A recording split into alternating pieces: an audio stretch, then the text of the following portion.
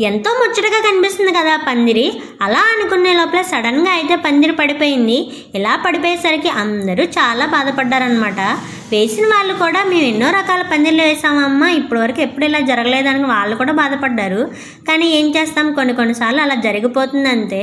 Support లేకపోవడం వల్ల, బరువెక్కువైపోవడం వల్ల సడన్గా పందిరి అయితే పడిపోయింది. కానీ పడిపోయిందని చెప్పి బాధపడుకోకుండా మళ్ళీ లెగిసి పందిరి పనులు అయితే మొదలుపెట్టారు.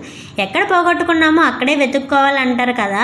మేబీ గణేష్కి ఆ పందిరి కంటే ఇప్పుడు వేసే పందిరి ఇంకా స్ట్రాంగ్గా ఉంటుందేమోనని ముందుగానే హెచ్చరించినట్టున్నారు. అందుకే ఈసారి పందిరిని అయితే భూమిలోనే గోతులు తవ్వేసి ఇలా వేశారు. ముందే ఇలా వేయచ్చు కదా అనుకున్నారు కదా, పర్మిషన్ ఉండదని చెప్పి అనుకుని ఇలా తవ్వలేదన్నమాట. ఏదైతే అది అయింది, మనమే బాగు చేపిద్దాం మళ్ళీ అనుకుని ఈసారి అయితే పందిరిని చాలా బలంగా వేశారు. సపోర్ట్ కూడా గట్టిగా తీసుకున్నారనమాట. ఇంకా మన గణేష్ కోసం పందిరి అయితే మంచిగా కంప్లీట్ చేసేసాము. అడ్డంకులు ఎన్నొచ్చినా సరే ఆగకోకుండా మన పందిరిని అయితే కంప్లీట్ చేసాము. ఫైనల్లీ మన పందిరి అయితే రెడీ అయిపోయింది. జై బోలో గణేష్ మహారాజ్కి. ఇంకా గణేష్ కోసం వెయిటింగ్. మరి అంతేనా? మరి మీరు